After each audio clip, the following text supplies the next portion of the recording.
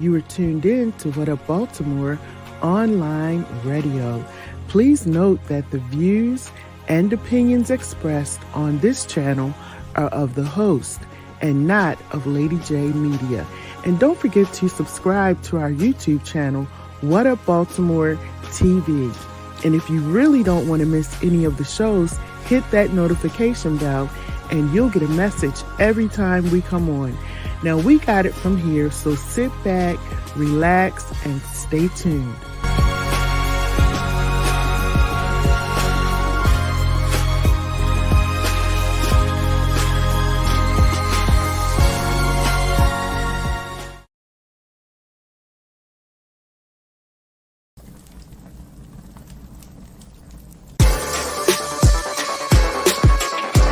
I know you do, because that's what I do. I give you that kind of love that makes you come back. I'm your pusher, baby. I'm your pusher.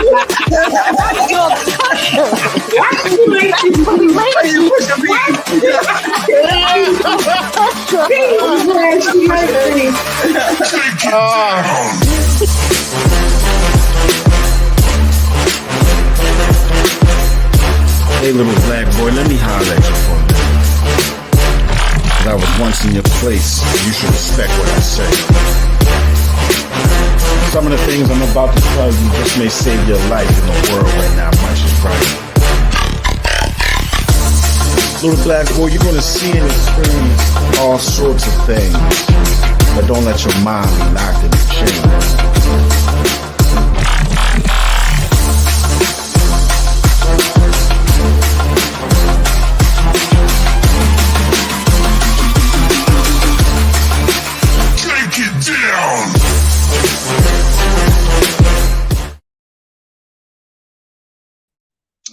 Hello, everybody, and welcome to Spitfire Poetry Shutdown. I am your host, John Hansboro.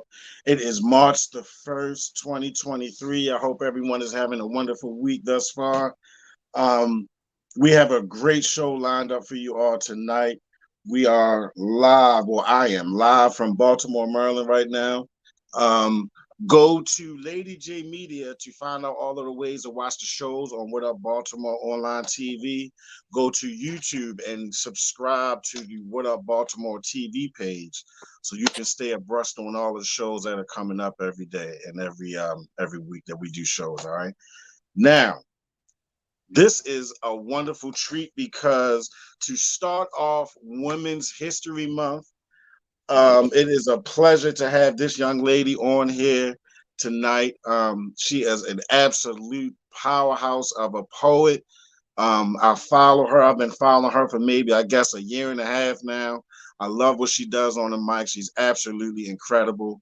I reached out to her to get her on my show about a year ago, and she came on and just blew us away.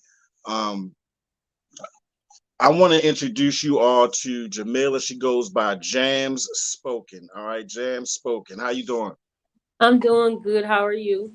I'm good, sis. How you been? What you up to? I've been good. I have been kind of busy, but not so busy.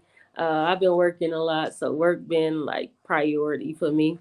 But outside of work, like I am working on a few different things for this year. I'm trying to get a curriculum book together, a poetry curriculum book, so I can pitch it to the school, so I can have like a 16 curriculum for the summer. Right. And then I'm also working on some other things. I'm trying to do some nonprofits and stuff. So yeah, I've been working, trying to get some things together. Awesome. So look, tell everybody how long you've been writing. How long have you been interested in writing, and how long have you been writing poetry? Okay. Oh, I've been interested in writing since I was in the 4th grade. So I probably was, I don't know, 10 or something. Young though. I've loved writing since I was very, very young. I realized that I love poetry around 4th grade. But then I started doing like performing spoken word. Like it's about to be 2 years, I think. So it's coming up somewhere in there. But so it's been about 2 years since the pandemic, like 2021, January 2021. February, I think, was like my first time. But yep, so somewhere around there. But I've been writing a long time. I used to write everything, stories, books, Right now I'm also trying to venture off into my writing. Like I have been doing like a lot of spoken word poetry, but I wants to last time I wrote a poetry book. I am going to be doing a curriculum book for poetry, but I'm also releasing a new book. It's going to be I should have it finished in a couple months, but it's going to be an actual book, a novel this time. So it's not even going to be a poetry book. You know, so just to Also, like is this novel based on like true events or true stories that you've dealt with? no, no, no. Uh-uh. Gotcha. Yeah, Okay. so Now, what do you have out right now? 'Cause I know you got a book out now, right? yeah, I have a book out. It is called Emerging, Becoming New. It's like a self-help book. So it's a mix of poetry, but also coping skills because you know that's what I do for my job. Mm. Um, I'm teaching people how to have healthy coping skills, different things like that, how to deal with PTSD, trauma, grief, things like that in my book. And then like for each activity or each um, curriculum, like so my book goes like in the beginning, it's like it started teaching you. So we started off with like the first steps of grief, the first steps of identifying issues, and then each part has a poem on the next page. So for Mm. situation, then there's a poem, and then that's how like it go. That's the format. And Yep. what's So the name of that book? emerging, becoming new.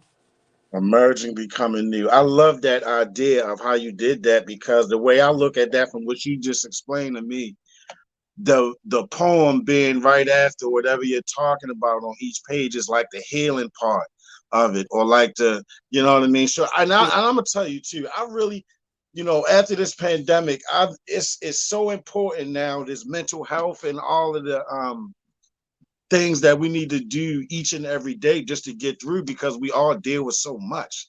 You know what I mean?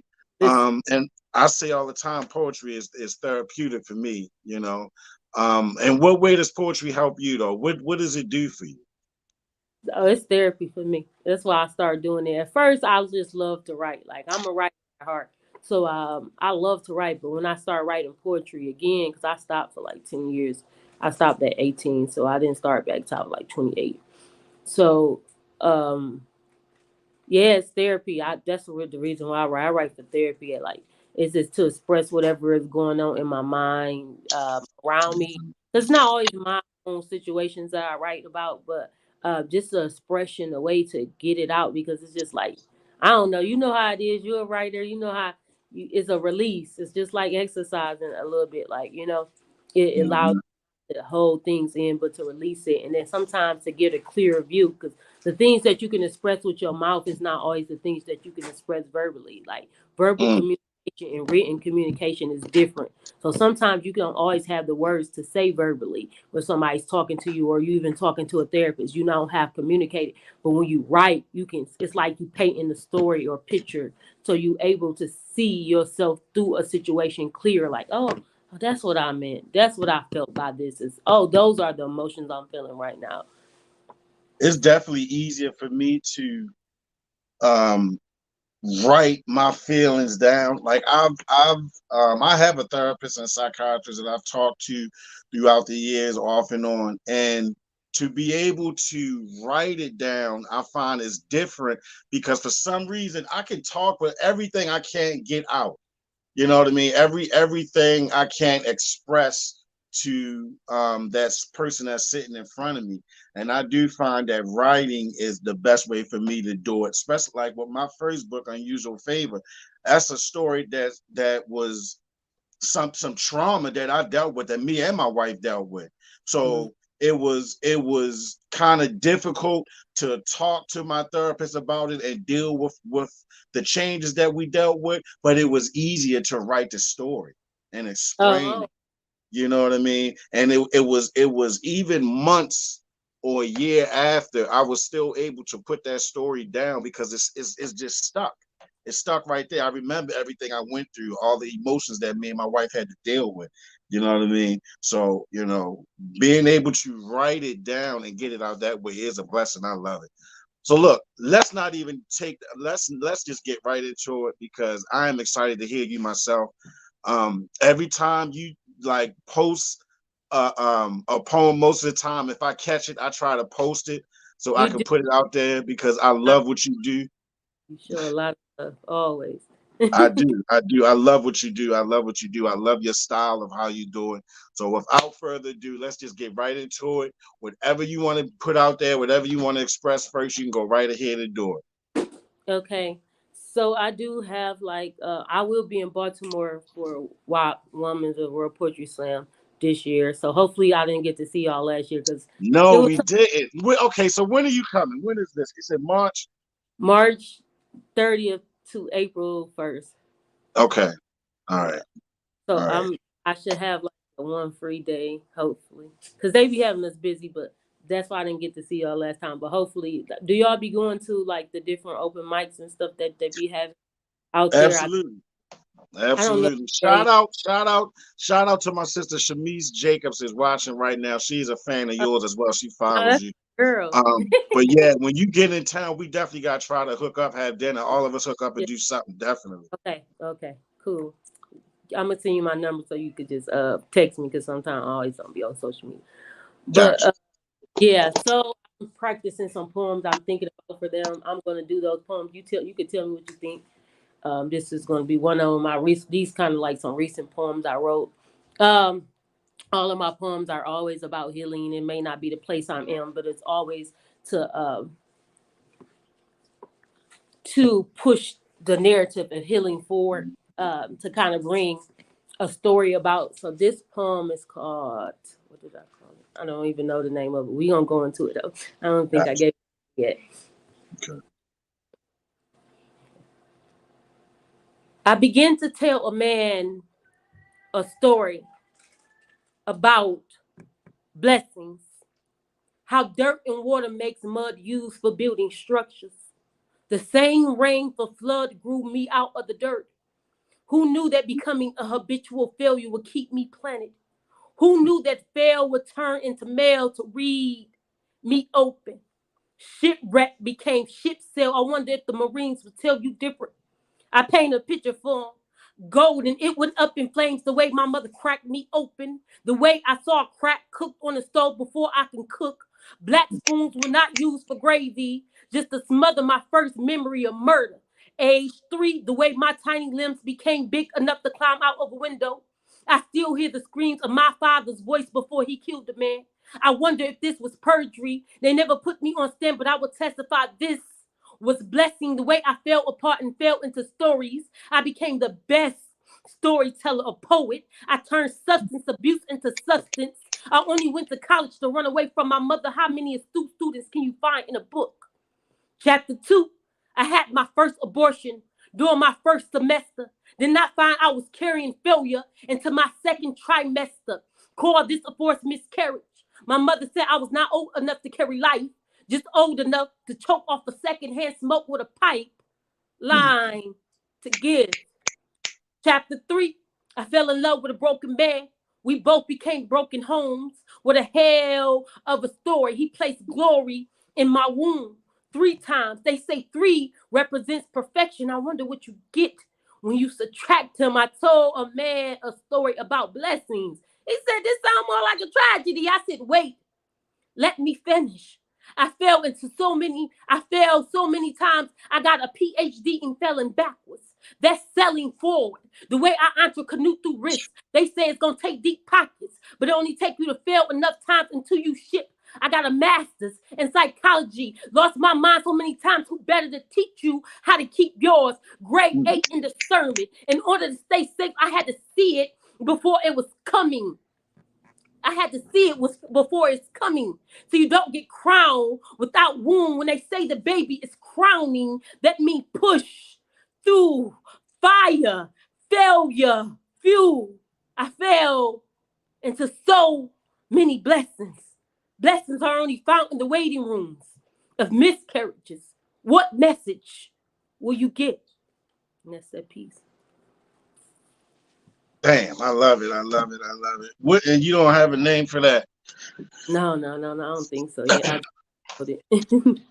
All right. What inspired that piece though? I think this lady that I follow, I don't know if y'all follow her. She do like slutty vegan, the restaurant. Y'all know Hmm. her? I don't think so. Okay. So she had posted a thing about how when she first started her a restaurant, she started a Jamaican restaurant. It was somewhere in New York or whatever, but it failed. And right now, she got like streams of restaurants that she planted, and then she had posted like, this season of felon was necessary, and then it triggered my mind. Like sometimes we forget that felon is a part of the journey. A lot of people don't want to fail; they want to keep it clean, but you don't understand. Like you can't get to where you need to be until you fail enough times. Like the felon is the ground, it's the watering, it's like it's the cement, it's the foundation on what you stand. And if you don't fail enough time, your foundation gonna be weaky. But the more you Mm. fail, you really learn how to navigate through all things in life better than most people. You know what I'm saying? Like you become so good. You learn core values in the failing. Like you may not always develop the skill that's necessary for whatever you're doing, but it's the core values that you learn. And I feel like for me, uh, without that failing, I wouldn't be who I am. I'm like very, very, very persistent, consistent because of that. And I feel like it ain't too much can break me for real. I love it. Where do you draw your strength from? Oh God, you know, Same here. I my feel life, you, sis. thing in my life. Right. Definitely. Same here. Same here. Um, so with this being Women's History Month, what does that mean to you though? What is when you think of Women's History Month, what does that mean to James? I love women. Okay, I love me some women. I think it's just the way to celebrate life. I feel like men are the leaders of life, but women are the incubators of life. Mm. You understand? So it's like it's a when we celebrate women, I love women. I'm so excited for Women History Month because it's like, we had so many pioneers. Women have pioneered so many things for us outside of just like Black history and anything. Like women have been pioneers for so many things. And I think the voice of the woman is rising in our society. So when I think of Women History Month, I really think we're celebrating the woman's voice. And like, the woman's voice is the incubator of life. So it's like, we just to think about how we celebrate that, like it excites me. Um, I also have like trying to start a group in the midst of doing it. It's been going okay. It ain't been going great, but I'm trying. But it's a group for women and it's called Connecting the Link. And it's about bringing women together from all over the world to get together to pray, to worship, to build businesses, to think, to comfort one another. Like I believe the strength of the woman in society has always been a backbone for real. That's how I feel. Like it always been a strong grandma in the family, or Mhm. what I mean. Like it's always been the woman that has, I guess, pushed things forward. So when we think about celebrating women, I'm real glad about celebrating. I love it. I love it. I love it. What's been your biggest inspiration, you think? Oh, far as women or just period in life? Just period. Yeah, just period. Like to motivate you to just push every day, to press every day. My children. My Mhm. children. So I got kids, which, well, I said that. But I have three daughters, and so I have three girls. And I used to always want a boy. I used to, God, just give me a boy. Just give me a boy. I still want a son one day. But I'm so blessed to have girls because I feel like it's different in raising girls and probably raising boys. So it's like they are my motivation. But like I did recently wrote a poem by my daughter. I don't know it but about her, so I ain't gonna do it. But it was just really about like what you saying, like what is my motivation? Like sometimes we think that we save our children, but our children save us. So it's like Mm. every day I wake up and it's like they proud of you. The world will tell you they Mhm. proud of you. So kids, they're gonna be proud of you for every little thing you do. They just, oh my God, you're great. They just and so it's like that's my motivation to keep going every day. It's like I want to provide them with not necessarily the material things I didn't have in life, but I want them to have an experience, a safe experience in life. So it's like my goal is to always be able to do that. And I feel like when I push forward, I'm pushing not just for my children, but generations after. Because I don't look at things in a pretense. I feel like when you're thinking about legacy and building, you have to think about who's coming behind you. So that's what makes me keep going because it's like we have to put a solid foundation down for them. Absolutely, absolutely. All right, let's get right into something else, James. Whatever else you got that you want to spit, just go right ahead. I got a couple more questions for you after, of course. Okay. I wrote this poem too. Let's see if that's what I want to do. Let's see. I'm trying to see what I'm in the mood for. What you want to hear? Give me some. You did something that I shared like maybe a week or two ago, and you mentioned sativa, indica, Oh, I don't and know.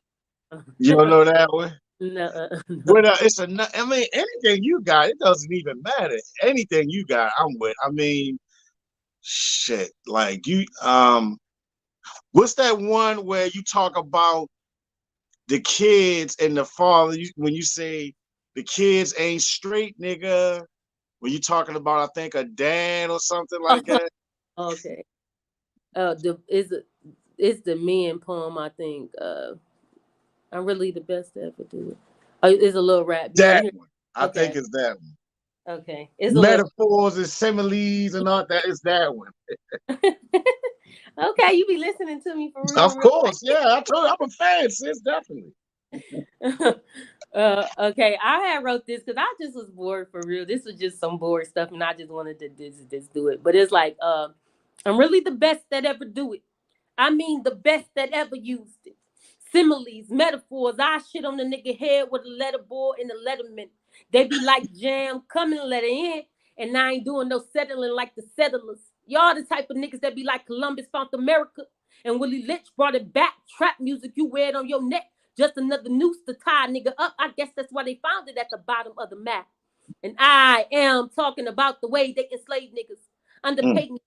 They be acting like they paid niggas, but families ain't straight, nigga. Welcome to show and tell when niggas put on shows for hosts until the bill come. And then you find out he ain't a real one.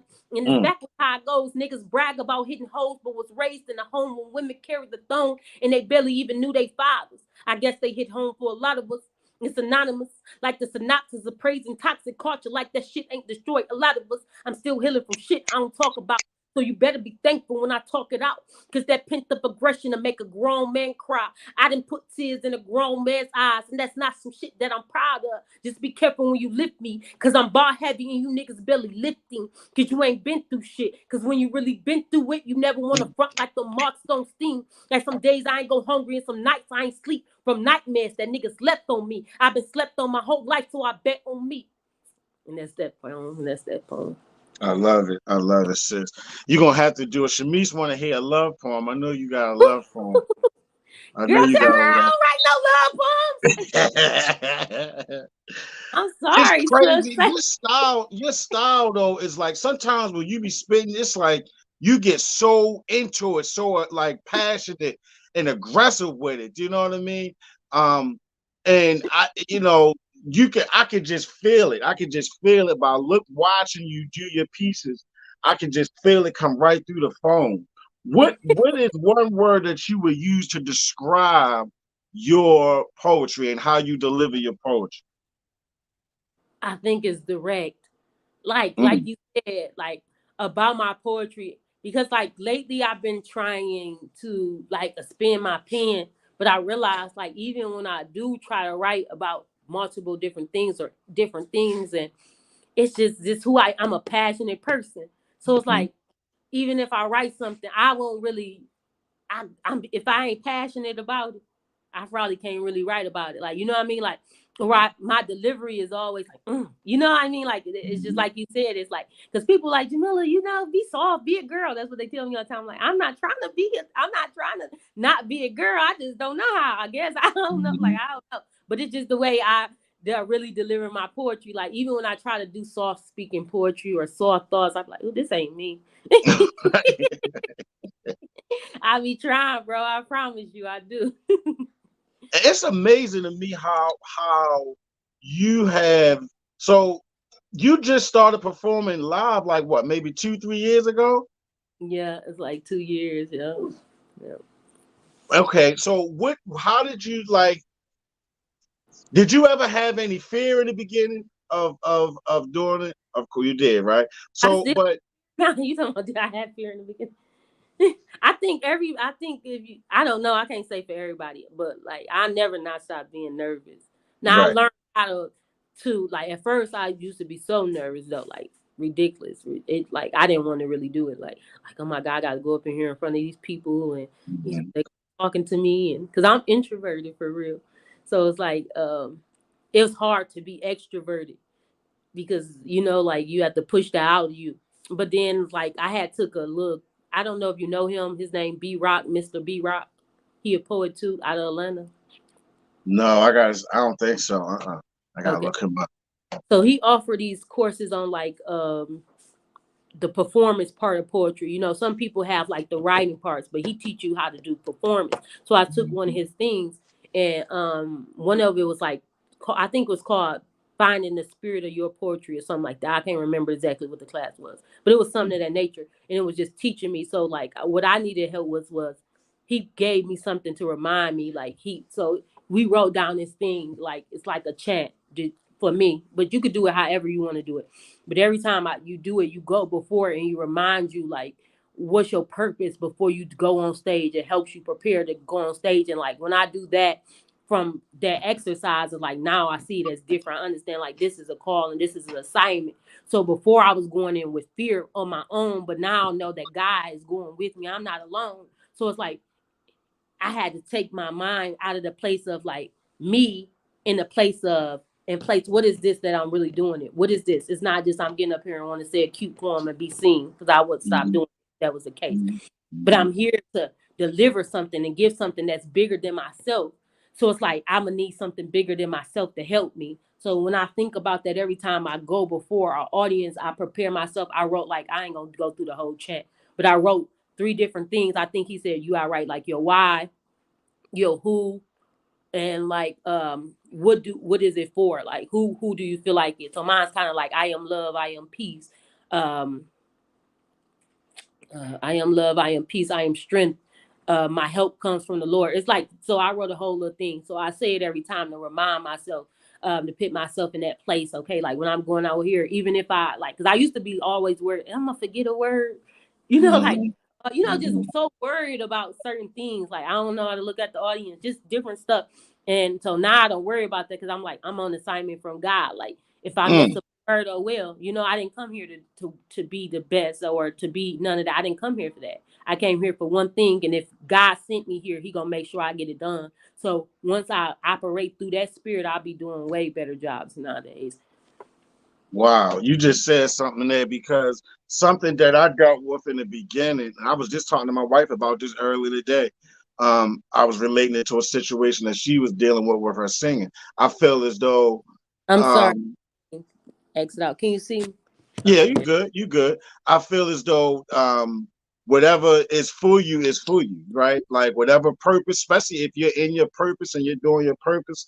I had to learn to tune out other things and just focus on the purpose and my relationship with God, because I would say some poems and I'm like, man, I don't know if I should say that like that. And at the time when I first started, I was still in a church. I was a deacon at a church.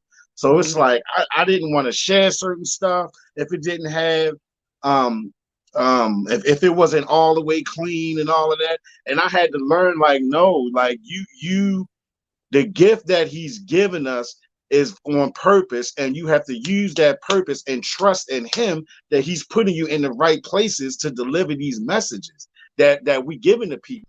I did a Mhm. poem one time, I never forget it. I was at a church and I did a poem, and the reaction from this one young lady, that just it it did something. It changed me. It altered something.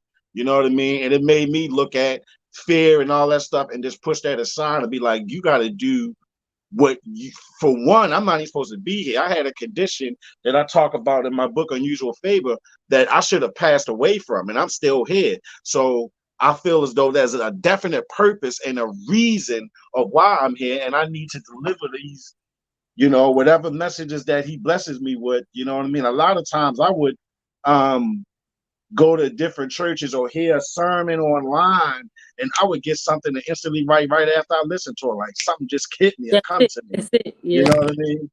and Yes. I'll just come up with something. But I had to learn to trust it too, because in the beginning it's like, I don't want to do this, I don't want to say the wrong thing and this, that, and the other, but it's not Yeah. about that. It really isn't. That There's a healing in the words that we deliver. And I don't know who said this. It was a poet that I had on here. Well, they were like, they don't look at their poetry as competition. They never got in it for competition. They feel as though they're a healer. It may have been even be you. I'm not sure. no, But they no, was like, me, they, but that they because I'm competitive. It's like, but they was like, I feel as though my poetry is for healing. I mean, I think all of us are healers in it. mhm. I really do. What's the feeling you get when you add an open mic though? Like when you really in your groove and you just came off, you just performed or whatever, and you sitting and you listen to the rest of the people. Like, what is the feelings and emotions that go through your mind and body while you're sitting there? I love to go to open mics. I love to around other artists because it's just something that they can give to you that you can't get it yourself. They inspire me. You know what I mean? Right, Like not in the sense of like what they went through or their story, but just their art, the way everybody brings something different. And it's like sometimes, it's like having a whole meal. If you just always listen to yourself and you just around yourself, all you got is chicken. But then you go to an open mic, I got some greens, I got right. some macaroni and cheese. You know what I mean? I always feel so fulfilled. That's the best word. I feel fulfilled. I just be so happy. I just be happy. I just be so I happy. feel the same way though. I do. I feel the same. It's crazy because, um, like I say all the time, I can go in feeling a certain way and then come out a whole different way. And I think it's because of the stories and like people sharing their experiences. I think is what is the part of it that really helps me and motivates me to write, um, inspires me to write, and just to get that feeling. Like it's crazy because it's almost like going to church for me. Like it was a time when I would go to I was going through some things, and when I would be in church, it's like it would all come out. I just felt like it was all lifted off of me. And when I go to open mics, it's sort of the same feeling. You know That's what I right. mean? It really is sort of the same feeling. And I used to be like, wow, this is crazy. I would leave and be driving home from an open mic, and my whole attitude would be different. You know what I mean? Just because of being in that space around a certain type of people who are sharing all of their experiences. You know what I mean? What's I that love poem it. that you wrote? You mind we if I hear that you did at church for that girl? I just wanted to hear. That was I think that was a new day. I think that was this poem I got called A New Day. And it's in that's number 11. It's in my poetry book, Spitfire Poetry Volume 1, right? How many books you got? I got I got I got 3 books. So I got Unusual Favor is my first book. That's a book about myself and my wife and things that we dealt with. And then Spitfire Poetry Volume 1 and 2. So I have 3 right now. Oh, you Um, be writing, right. huh? You be writing. I try to, sis. I really do. I think I'm done with Unusual Favor. I got part 2 of Unusual Favor. It's called Victory in the Storm, that I'm going to put out like right around April, I believe, because I released this one right around my birthday in 2020. So I'm gonna do the second one right around the same time around my birthday, and I think I When your may be birthday? done April 25th. Oh, okay. April 25th. I'm a Taurus all day, Okay, but this Tori. is called A New Day, right? Mm-hmm. It's a new day. I've seen many things, but none just the same. A new day brings change when you think of it, but none just the same. It's a new day, I hear, but don't shed a tear. It's a new day. That fear went away. What you don't do today is for a new day, a new way of thinking instead of your mind stinking of thoughts of yesterday, because tomorrow's a new day. Mm. Fresh opportunities, depression let loose in me. I'm not for the scrutiny. A new day, I do believe, is a chance to make it right. When a bird takes flight and spreads its wings, a new day brings beautiful springs, sunlight that beams and heats up your skin. A new day brings things unseen and put in perspective. This is not just a message, somebody might end it. Being suspended in space, they gave up their race. A new day, a new space to go and create another way. A new day can bring so much change. Don't give up today, for tomorrow's a new day. What a difference it makes. A new day's no mistake. Just hold on to tomorrow and then to tomorrow, to the days that follow. And joy's what you swallow with the side effect of laughter. What you mad for doesn't matter. A new day comes after any type of disaster. What you go through, it will mold you. It's a new day. It's over. Mm, I read that. that's I read that in another one called Press. I don't remember Press offhand. It's written down somewhere. But her reaction to it it did something to me. You know what I mean? I'm a people pray. I go off of energy and all of that. You know what I mean? I go off of what you do and not what you say, type of. You know what I'm saying? And Jam, she like whatever she was experiencing was real, and that shit just it did something to me. And when it kind of, I always say it kind of scared me a little bit because I felt as though like, you know, I had a responsibility. You know what I mean? I had some type of responsibility. I felt as though, like I said, I shouldn't even be here. I had a health situation that I talk about in my book called cardiac sarcoidosis, okay. and um, I'm blessed to be sitting here talking to you. All of this, like I created all of this in my laundry room, just going through the emotions and going through things in life. Is how I came up with Spitfire and Unusual Favor and things, just writing. You know what I mean? Writing in the laundry room with my daughters, they used to have a little lemonade stand that they a desk that they use as a lemonade stand. And when the summer was over, that fall and winter, I wrote on that table the whole time. And that's why I came up with all of these different stories and stuff.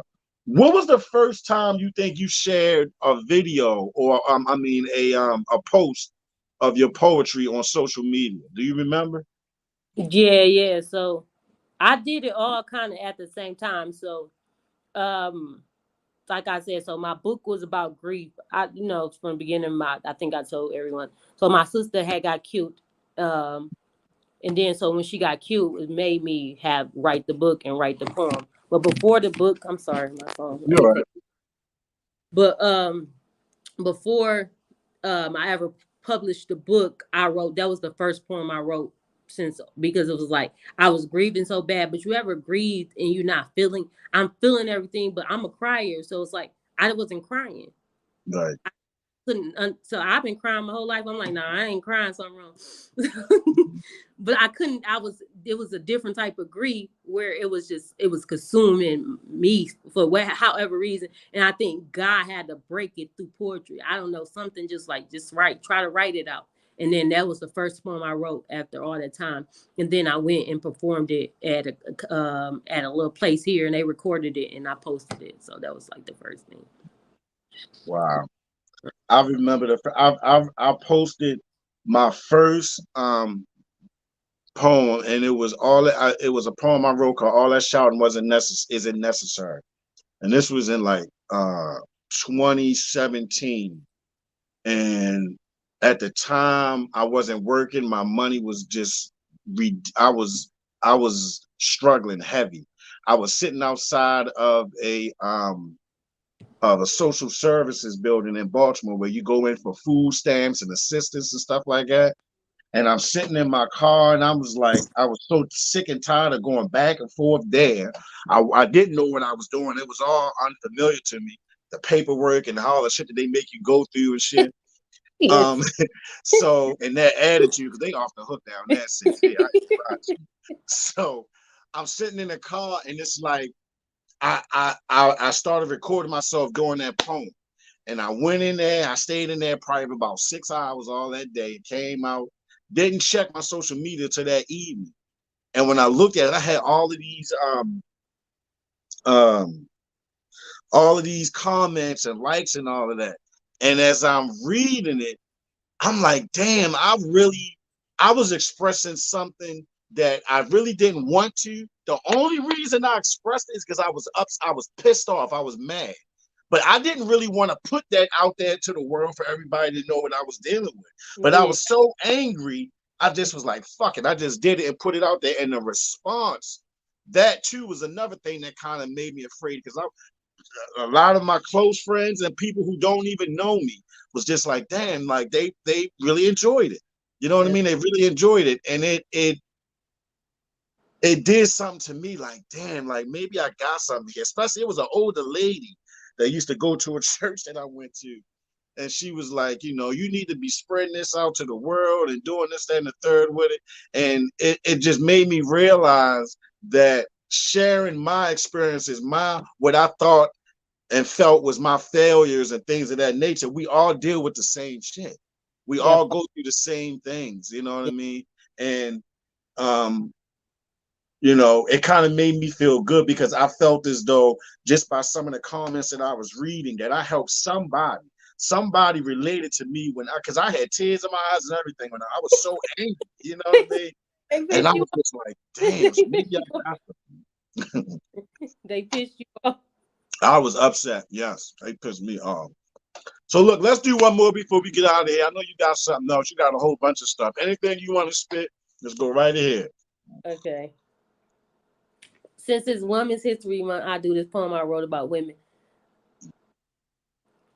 He asked me what makes black magic. You mean the way we become burnt to a crisp? Delectable platter, stainless steel, we stain everything we spill on. Black screens are just a reflection on how black it has to be so we won't get the picture wrong. Color purple, C, leave me and you will never part. Delta, Sigma, Theta, Zeta, Phi, Beta, all women be all. We be beauty, we be scars, we be kinky enough that even when they try to press us out, we don't straighten up, we be curved. We be nerve. I'm talking about that one in your tooth. Left black from all this fruit, we be apple. Antioxidant, fiber, digestion, we be dressing, because nothing you can do can stuff us out. This ain't clout. This is smothering. Cold flames of fire. They say that magic is found in the shooting star. I guess that's why they laid us on the ground and shoot. Shakira Richardson couldn't get hot enough before they gunned down her lungs. Ain't no catching us, ain't no catching up. Even when they try to choke us breathless, we show up in black caskets. Eulogy by black pastors buried in black dirt. Ancestors be ready to send a message back. I call that black earth. Tribal. Our dances go viral. Teach me how to jerk. Teach me how to jerk. Chicken, jollof rice, plantains, and fufu weaving together beautiful iridescent flowers.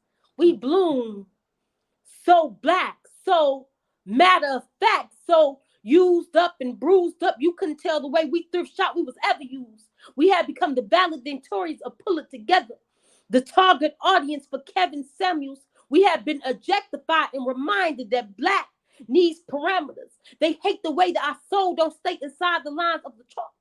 They hate the way we talk. They hate the way that our hips move depression out of its place. How our voice turned tune a musical instrument aligned with faith. We affirm and take up space. She discern and break the weight that so easily besets us. And it don't get no more magic than that. That's that piece. I love it, sis. I love it. I love it. I love it. Um, do you ever use any of your poetry or artistic um talents that you have on your job, like on your day-to-day job? No, no. No. I wish. Like I'm trying to make this my day-to-day job. I'm trying to become a full-time entrepreneur. Like I want to become, because I love this. Like I'm not saying everybody don't love it, but it's a different type of love for me. Like it's like purpose, it's peace. Like even like I always wanted to be a therapist. Like that's my goal. I always wanted to help people. But it's like even in that, like I get tired of that. You know what I'm saying? Like I never get tired of poetry ever. Right. You know what Right. I'm saying? I never get tired of. Sometimes I be tired in my body, but it's because I'm doing so much. But it's not that I'm tired of poetry. You know what I'm saying? Like, so I just feel like that's something that I want to do for the rest of my life. So it's like I want to be able to create, or generate income in some type of way where I can live off of it, where I can really just be able to do poetry and teach it to other people, because I just feel like it's it's art therapy. That's what it is. Definitely therapy through art. You're absolutely right about that. It definitely is. Um, I wish you all the best at all that you do. I definitely have to continue to stay in touch with you. Um, have you ever? So tomorrow is Thursday. Um, I'm gonna try to get through this, but tomorrow I know before I get there, I'll probably shed a tear or two, and I'm gonna read to my youngest daughter's class. I forgot all about it. It's a I forget what the school is calling it, but it's a bunch of dads that they want to come to the school. It's like Dads Read Across America or something. Mm-hmm. And it just hit me the other day because I saw the email that reminded me that I was going to do it, and they was like, "We would like you to bring one of your books if you got something in there that you can read to children that's appropriate for them. You know what I mean? We would like for you to do that." And it made me feel a certain way to be able to go in there and do that in my child's class, number one. And then like the legacy part of leaving something. Like, how do you feel about having material that's timeless? Like, it'll always be here when That's me and you are gone and our children are adults and have their own kids. Like, what does that mean to you to have something left like that? Man, the world. So I used to write these little letters. They was like my way of faith, talking to God. I would write a letter each year. Each year I wrote one. Each year the letter would include different things I wanted to accomplish or different things I wanted. It was like my prayers to God. Like, God, all right, this year I'm gonna write this down. I'm gonna fold it up. I used to have this little shirt. It was like a faith shirt, whatever. I bought it. I used to wrap the letters in there. And each year, I like, God, I'm expecting you to do that. The other day I was cleaning out my room and I was looking at the letters, and one of the letters was from 2021. I think it's my 2021 letter, and I was reading it, and on the thing it said I wanted to become a published author. And I was like, you know what I'm saying? Almost made me cry. Let me shed a Right, little tear. right. So Yeah. when you said that kind of like just like it stirred it back up a little bit. And I was just thinking like, I lived something that's gonna be timeless, that I'm gonna always be here. You know, when we think about people, when we think about Tupac, you listen to their music, they're gonna be here forever, or whoever you love. Like, I'm just naming people that I like, or things like, but that outlives you. Like, and when I think about that, like, it just makes me feel a different type of way, bro. I ain't gonna lie, like, you know what I mean? Like, I always wanted to write a book, but now it's like I want to keep writing books. I want to leave so much behind from me, because it's like there's nothing greater than that. To me. There's nothing greater. Have you written? I'm not gonna ask you to share, but have you written a direct letter or poem to your children? Yes, yes, yes, yes, yes. I just wrote one, actually. I just wrote one. So let me see if I can go on my phone. I might just be the last thing I read. And tell me if you can see me while I'm on here and with my We phone can open. still see. Yeah, we can see. Hold on. I gotta see if I can open. I'm gonna go to my notes. I don't know it by heart. Can you hear me? Yeah, I can hear you. Okay, you can see me too. No, it's black now, but I can hear you. Okay, hold on. What's it called?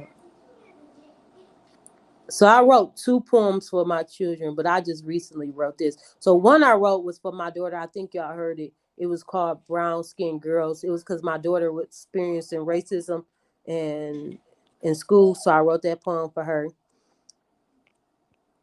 Wow. That was like one of like the first three poems I ever wrote. So she was experiencing racism. I wrote this, but this one I wrote directly towards my daughter. This next one I got it. I'll read it. Let me know when you're ready. Be ready. Okay. Okay. Have no regrets in this life, I would agree. But when I became a mother, I made my daughter a mother too. And I never knew what it truly meant when they said mothers just be doing their best until my test came. Until my best became not able to do it by myself. My daughter became the help and the regrets just grew. I planted every seed I could and she planted too. They say your oldest be your closest, but she be damn near me. She be making beds and helping with homework. She be feeding kids just to see me work. just to see me rest, just so I can show up to a show and do a poem about her. I never knew real hurt until I knew motherhood, until my decisions affected my descendants. It's a different type of life when it's not all about you. When you can't feed you first, when you can't grieve too long because they need you first. She painted a picture of me with a cape on. It said, "Mommy so strong, I wondered if she knew she saved me. I wonder if she knew that God gave me, that God graced me. Her name means God is my oath. What a promise God gave me." This is an ode to every oldest, to every child that did more than they were supposed to when the other parent leave a hole. They just fill in with no tools. My prayer be that she don't regret me. Parenting don't come with no book. You just do your best. I had to parent more because her father decided to parent less. They call it a broken home, but I call it resilience. They say women came from man red, but she came out of me with a helpmate, with a team player, with a savior of a child. And I just want to say I'm thankful for mine. There was nothing I wouldn't do. Even in the grave, I'm going to come back and watch your way, because that's what parents do. We sacrifice our lives 2 times. 1, while we alive, and 2, to let you know parents don't die. We just live on through our child, because there's no me without you. Yes, that piece. I love it, Jams. You up, man. I love it. I love it. You are so talented, I swear. I appreciate you. Thank you so much for coming on. Tell everybody how we can follow you and keep up with you. You can follow me on Instagram under Jamspoken, JAMSPOKEN, and then you can also follow me on Facebook under Jam Mac, JAMMCK. All right, Jams. I appreciate you, sis. Be safe and be vigilant out here. Thank you for constantly always being available. I appreciate you so much. You are a wonderful artist and poet, and your future. I'm excited to see where you go, and I'm right here with you, sis. Trust me, I'm right here with you. Love you too, bro. Absolutely, just love you. Stay safe out here, y'all. If you want to be blessed, you must bless somebody else. Stay tuned for Brother Chad's show coming right up. Jams, you be safe, sis. I'll stay in touch with you. Bye-bye. All right. Just wanted to let you know that the host of this show appreciates the time that you've spent with them.